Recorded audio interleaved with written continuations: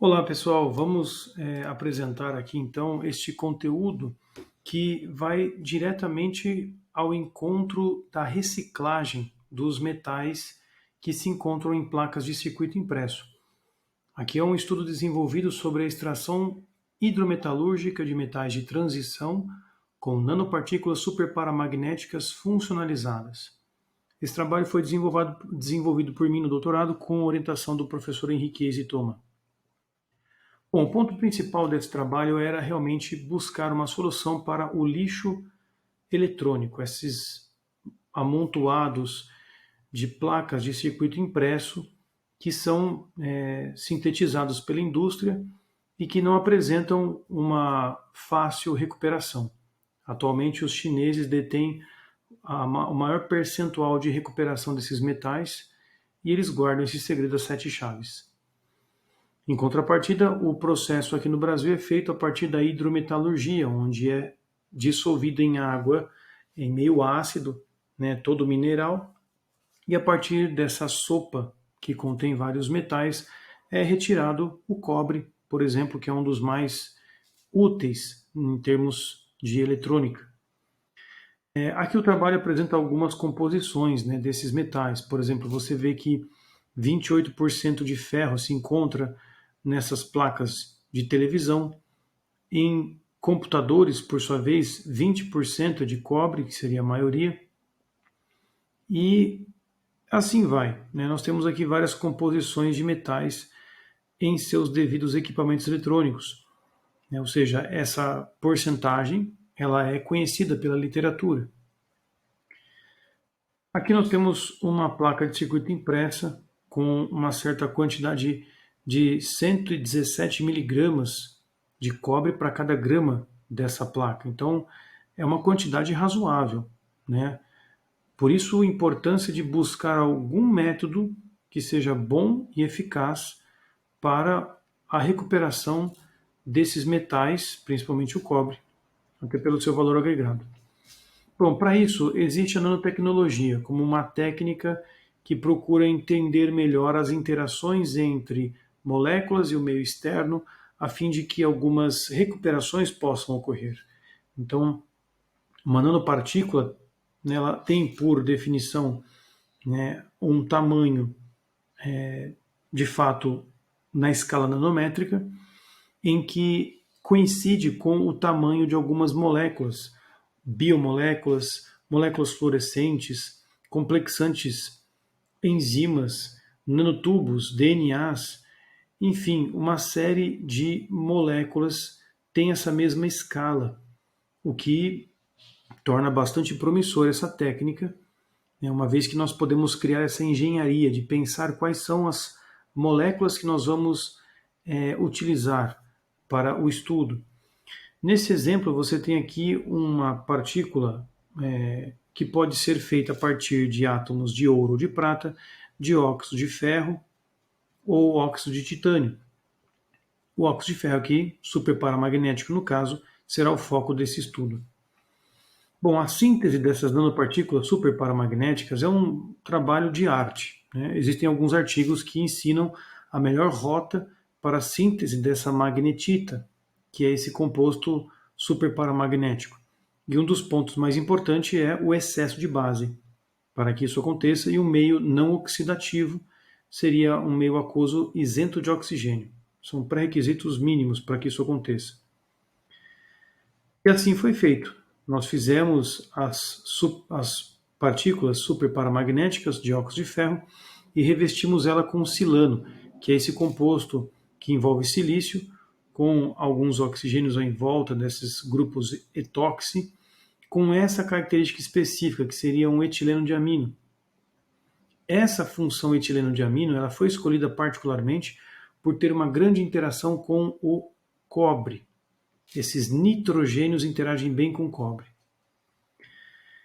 Existia já um projeto desenvolvido pelo Ulisses a respeito desse assunto, onde ele realmente percebeu, por técnicas eletroquímicas, que que existe essa real adsorção dessas partículas superparamagnéticas funcionalizadas com o grupo amino interagindo com o cobre, essa molécula funcionalizante, essa molécula que foi funcionalizada, esse grupo NH2, esses dois N's aqui interagem com o cobre, capturam o cobre, e aí eu consigo depois puxar todo esse material pelo ímã, deixando depositado em um eletrodo, para que faça o seu papel eletroquímico. Então é bem interessante, visto que, de fato, nós podemos recuperar o cobre. Outro trabalho desenvolvido pela Sabrina foi a respeito dos metais terras raras, lantanoides, né, onde ela percebeu de fato que existe essa possibilidade também de capturar esses metais através desse método de nanopartículas magnéticas funcionalizadas com grupos funcionais específicos. Também foi observado pelo Fernando Menegatti que a esterese, ou seja, a resposta magnética dessas subpartículas tem uma certa diferença, uma certa seletividade dependendo do metal que ele interage. Quando as partículas são tratadas com lantanídeo ou lantânio, perdão, a sua esterese ela não é tão grande quando tratada com manganês. Ou seja, a presença desses metais no meio aquoso vai influenciar o efeito magnético. Você vê aqui o desenho, o esquema mostrando as partículas magnéticas interagindo com essas bolinhas azuis, que são os íons, que são capturados, né? Então, o que é essa nanopartícula magnética? É uma bolinha, né, com características magnéticas que foi decorada com algumas funções específicas. Essas funções orgânicas elas conseguem pegar esses metais de transição. Esse é um resumo, então, portanto, do aspecto dessas partículas superparamagnéticas que eu trabalhei. Óxido de ferro, né, magnetita, silanizada, né, revestida com silano para preservar o seu estado de oxidação, garantir o seu magnetismo, e essa função orgânica com duas aminas, que é específica para cobre. O objetivo era estudar a cinética dessa absorção, ou seja, o cobre vai ligar aqui, nesse grupo amina, em quanto tempo? É seletivo? Se tiver outro cátion, além do cobre, vai pegar tudo ou vai pegar só o cobre? E um estudo mais sistemático envolvendo o cálculo do equilíbrio químico, bem como uma proposta de um novo modelo para fazer esse cálculo. Bom, aqui nós temos as equações da cinética química envolvendo a equação de primeira ordem ou de segunda ordem de isotermas de Langmuir e o modelo matemático que prevê o cálculo da constante de equilíbrio e alguns parâmetros que são parametrizações, né, que são importantes. Portanto, a existência de um número definido do total de sítios. Esses sítios são os lugares que podem receber um cátion, receber o cobre. Os sítios têm energia equivalente e as moléculas absorvidas não interagem umas com as outras. Então é um pré-requisito também, né? Ou seja, não pode ter diferença entre um sítio e outro e não há interferência de um sítio com o outro, né? São todos equivalentes e nenhum interfere no outro. A absorção ocorre de uma forma uniforme numa monocamada, né? Não em várias camadas, não é uma coisa aglomerando, é uma por vez. E cada sítio pode comportar apenas uma molécula absorvida, então só um cobre entra em cada sítio, nada de dois cobres em um sítio só. Então nós podemos resumir que existem sítios livres, seria, por exemplo, um ônibus cheio de lugares, o nosso soluto, que é o cobre, que pode entrar nesse lugar, a pessoa que senta na vaga do ônibus, e os sítios ocupados, que é o resultado dessa interação. Bom, para calcular essa quantidade, né, de sítios ocupados, nós podemos fazer a diferença na concentração. A concentração inicial menos a concentração final. Essa diferença de concentração ela vai me dar indícios do quanto a minha partícula absorveu o material. As isotermas apresentam esses perfis, né, quando nós calculamos essa razão entre a quantidade absorvida de cobre, no caso, em função da massa de partículas. Né? Isso vai dar um número adimensional, porque aqui nós vamos trabalhar com a concentração em gramas por litro, o volume em litro, né, dando um resultado em gramas ou miligramas por grama. Né? Você vê que a concentração vezes o volume vai dar quantidade de miligramas em cima, e aqui seria a massa de partículas em gramas. Por isso que essa grandeza tem miligramas por grama. Esses perfis, eles me tratam os tipos de afinidade. Então pode ser uma coisa não muito, não muito absorvente, né? Não é tão intenso a absorção, é uma afinidade crescente. Ou afinidades baixas, como é o caso dessa low, que apresenta um crescimento bem fraquinho, né? Com algum sem platô. Agora podem ter absorções boas, como essa, com um platô bem definido, que é o tal do H, ou algum aspecto senoidal. Tem uma certa resistência, mas depois ele libera, né, na absorção. Outro ponto importante é que essas partículas apresentam cargas, que podem ser observadas, né, a partir de equipamentos que monitoram essa carga. Né? Carga essa que vai depender do meio externo, se é meio ácido ou meio básico, e também da própria carga da espécie que eu estou absorvendo, que seriam cátions cobre. O equipamento a monitorar isso seria o potencial zeta, que vai verificar justamente essa fina camada que se envolve na partícula, como aqui no desenho é mostrado as cargas positivas, seriam possíveis cobres que estão interagindo na superfície da partícula. As partículas superparamagnéticas, elas apresentam um perfil de tamanho dentro dos padrões que esperávamos, nanométricos, e aqui nós temos a receita, né, para sintetizá-las, que é um segredo de arte, é um negócio dificílimo. Existem alguns picos característicos de infravermelho que vão ajudar a caracterizar as superfícies, se elas foram funcionalizadas ou não.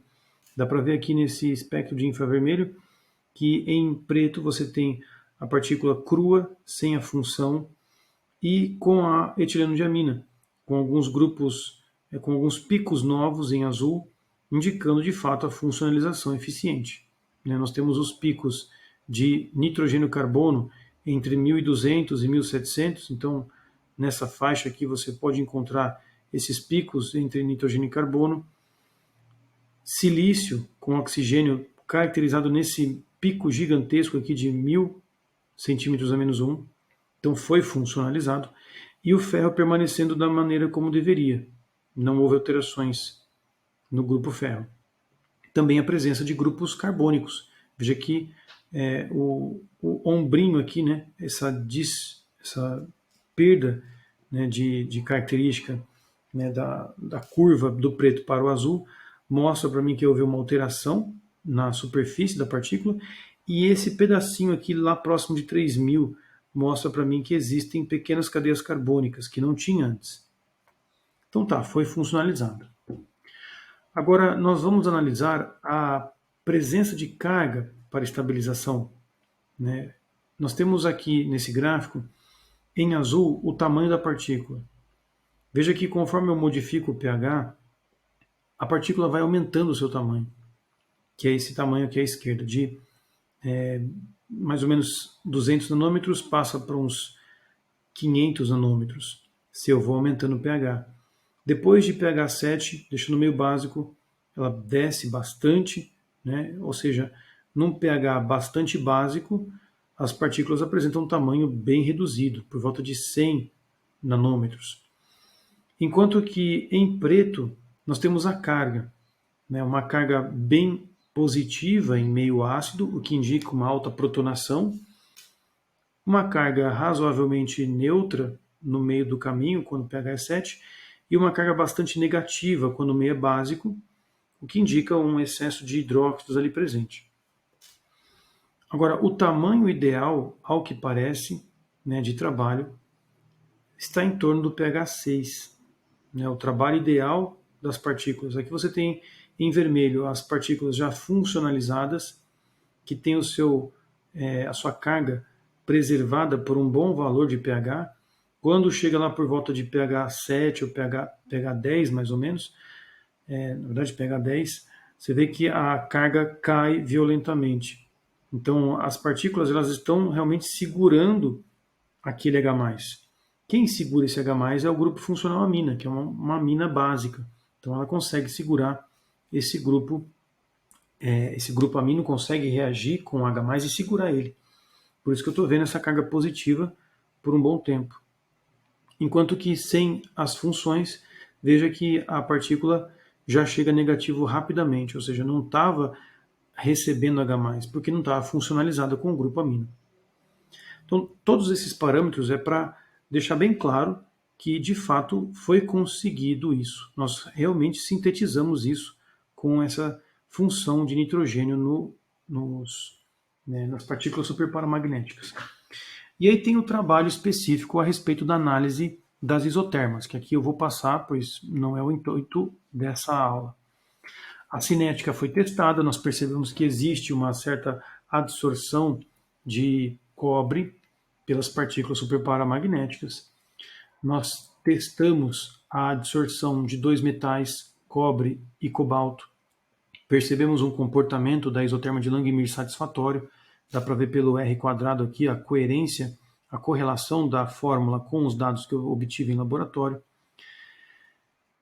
Nós fizemos também com zinco e com níquel. O resultado já não foi tão satisfatório. E fizemos uma análise particular com relação ao tipo de contraíon. Se é sulfato de cobre ou sulfato de cobalto ou nitrato de cobalto, faz diferença? Nós percebemos que existe sim uma certa diferença. A curva para o nitrato de cobalto parece um pouco melhor em termos de perfil, né? Aquele perfil C ou H que nós tínhamos visto anteriormente.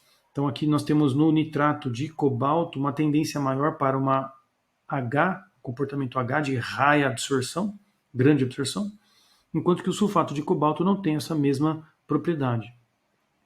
O que nos dá um indício de que o sulfato de cobalto não é muito bom para trabalhar em relação ao nitrato de cobalto, que parece melhor. Bom, a partir disso nós fomos caracterizar então essa análise com o cobalto.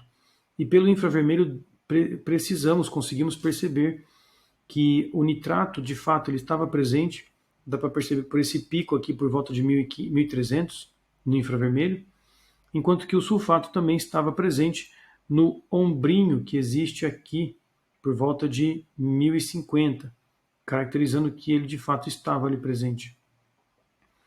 Também percebemos que existe ferro, não houve nenhum prejuízo, mas tinha sim de fato uma certa quantidade de cobalto nas partículas pelas análises de raio-x. Bom, e o cobre? Tem diferença entre sulfato e nitrato de cobre? Aqui os dados não foram muito bons. Né? Dá para reparar que as isotermas estão muito ruins, principalmente para nitrato de cobre. O nitrato aqui ele não é muito bom, até porque ele pode degradar as partículas superparamagnéticas, coisa que não foi vista imediatamente. Mas existe de fato uma bela diferença entre esses dois cátions cobre quando contraíam sulfato ou nitrato. As primeiras conclusões é que a adsorção de cobalto é satisfatória, seja na presença do contraíon sulfato ou nitrato, mas a adsorção de cobre é extremamente favorecida na presença de sulfato, mas não é com o nitrato. Então, cobalto ele é muito bem aceito pelas partículas. Por surpresa, nós esperávamos o cobre. Bom, o sulfato de cobre e o nitrato de cobre, eles vão apresentar comportamentos bastante diferentes quando nós analisamos a superfície dessa partícula com a carga. Enquanto que no sulfato de cobre nós temos uma carga negativa, ou uma carga que vai caindo, né? Veja que ele começa positivo e vai caindo cada vez mais, indicando que existe uma possibilidade do sulfato estar vindo junto. O sulfato estabilizando essa complexação da minha partícula com o sulfato. Isso faz com que essa carga 2- do sulfato vá neutralizando as cargas, deixando o potencial cada vez menor. Já o nitrato de cobre, ele não consegue esse mesmo efeito de neutralização, uma vez que só um nitrato é que vai interagir, outro nitrato vai ficar dissolvido na solução, e o potencial vai ficando cada vez maior. Essa observação das cargas ficou clara então por meio dessa observação. Veja que aqui nessa complexação, não existe carga, não existe saldo de carga. Então, conforme a complexação vai ocorrendo, a carga da minha partícula vai caindo. Enquanto que nessa complexação só um nitrato aparece, tem um saldo positivo de carga. Então, quanto mais cobre é complexado, maior é a carga que vai aparecendo no zeta potential, que é esse monitoramento da carga. Então, isso trouxe conclusões muito importantes, né, com relação a como a complexação ocorre e o quão importante o contraíon é nessas reações. Curiosamente, nós começamos a olhar para o zeta potencial e percebemos que existe uma certa correlação entre sítios ocupados, sítios livres e total de sítios, né? Essa comparação, originalmente proposta por Langmuir, foi pensada, será que podemos calcular a carga inicial e a carga conforme o equilíbrio vai acontecendo? Ou seja, a partícula tem uma carga total, ela vai perdendo essa carga total ao longo da complexação. Essa variação de carga com relação à variação total pode fornecer para mim alguma razão entre sítios ocupados e sítios totais. De fato, isso acontece. Nós fizemos esse cálculo vendo a diferença entre a carga inicial e a carga final e essa variação de cargas individualmente, acompanhando passo a passo no tempo ou na concentração. E essa variação, por incrível que pareça, nos dá realmente parâmetros conclusivos a respeito de uma nova equação, que seria a razão entre os sítios ocupados e os sítios máximos, dando um número adimensional, assim como os sítios ocupados e sítios máximos calculados previamente por Langmuir, só que em função da massa, aquela miligrama por grama. Aqui nós vamos fazer uma razão de cargas. E esses parâmetros, respeitando as mesmas condições de Langmuir, funcionam e dão essa equação, onde nós vamos fazer o cálculo da constante de equilíbrio a partir da variação da carga. E aí nós vamos comparar isoterma com o sulfato de cobre através desse método novo, com cargas. E a correlação já ficou bem melhor. Isoterma de Langmuir com nitrato de cobre. Nós tínhamos notado lá naquele experimento com a massa que não estava muito legal. E com a carga parece que ficou melhor. E aí nós temos um comportamento não muito bom em termos de zeta potential, né, em função da carga, o que também foi observado lá com a massa. E aí partimos para o sulfato de cobre. Ele apresenta um comportamento bastante intenso de absorção, enquanto que na sua isoterma de Langmuir, baseado nas cargas, a correlação é muito boa, assim como nós tínhamos visto nas isotermas com massa. Com o nitrato de cobalto também existe uma correlação muito boa, assim como nós vimos no isoterma de Langmuir com massa. Portanto, nós podemos comparar as isotermas. Isoterma de Langmuir feita com carga ou isoterma de Langmuir feita com massa. Com o sulfato de cobre, os dois gráficos apresentam uma correlação boa. Portanto, o método que eu estou propondo com carga, ele é tão bom quanto o já clássico de Langmuir com massa. O nitrato de cobre nós vimos pelo método de Langmuir clássico que foi péssimo, e esse péssimo também foi observado com a análise de carga. Sulfato de cobalto apresentava um comportamento bom na isoterma feita classicamente com massa. E a isoterma feita com carga também apresentou uma correlação boa, o que mostra que os dois métodos são bem semelhantes. Nitrato de cobalto, no método clássico, em massa, também apresentou um valor bom de correlação. Já em carga, vendo a carga da superfície da partícula, apresentou também uma boa correlação. Resultado, comparando todas as análises feitas com sulfato de cobre, nitrato de cobre, sulfato de cobalto, nitrato de cobalto, nós percebemos que tanto esse método novo com monitoramento das cargas, quanto o método clássico com o monitoramento das massas apresentam correlações muito próximas e semelhantes, o que torna o método pela análise de carga um método confiável. Bom, Já que nós fizemos a comparação do contraíon, né, aqui nós temos a isoterma de sulfato de cobre e a isoterma de nitrato de cobre, mostrando de fato essa diferença que existe na absorção. De fato, o nitrato de cobre não é muito bem absorvido, o sulfato de cobre é melhor. E as isotermas dos dois, de cobalto e nitrato, são boas. Não tem diferença no contraíon, nessa complexação do cobalto. Então, nesse estudo foi tirada essa conclusão. Se é para absorver cobre, melhor ter o sulfato.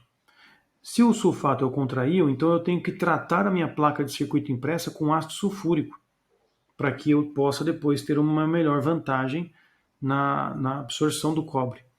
Agora, se eu quero pensar em cobalto, tanto faz se eu uso o ácido nítrico ou ácido sulfúrico. O cobalto vai ser absorvido bem, independente do contraíon. No caso do sulfato de cobre, no sulfato de cobalto, perdão, nós temos essa proposta de complexação, né, mostrando como pode ser essa estabilidade octaédrica. A vantagem desse método é que ele traz muita rápida decisão, né? Uma vez que o Zeta Potential é um equipamento que trabalha rapidamente a análise das cargas, diferente do método de Langmuir com massa, que demora muito para ser feito. É isso, meus caros. Aqui o trabalho que eu apresentei falava sobre um pouco biomoléculas, onde essas partículas absorvem também coisas biológicas. Eu testei a mioglobina e percebi que de fato ela é absorvida por essas partículas super paramagnéticas. Citocromo C também eu percebi isso. E existe até uma possível aqui proposta de isoterma de Langmuir, mostrando que a mioglobina é absorvida pelas moléculas complexadas já com cobre. Ou seja, o cobre complexado na minha partícula vai interagir com outra coisa, criando uma sequência de complexações, né, uma sequência de interações. É isso. Nosso trabalho era mostrar o quão é promissor essa análise de recuperação de metais presente nas placas de circuito impresso. O cobre, por seu valor agregado, apresenta um interesse muito grande na indústria. Então, todo tipo de pesquisa que for debruçado sobre isso será muito bem-vindo na comunidade científica. Eu fico por aqui. Obrigado pela sua atenção. Um abraço, bons estudos.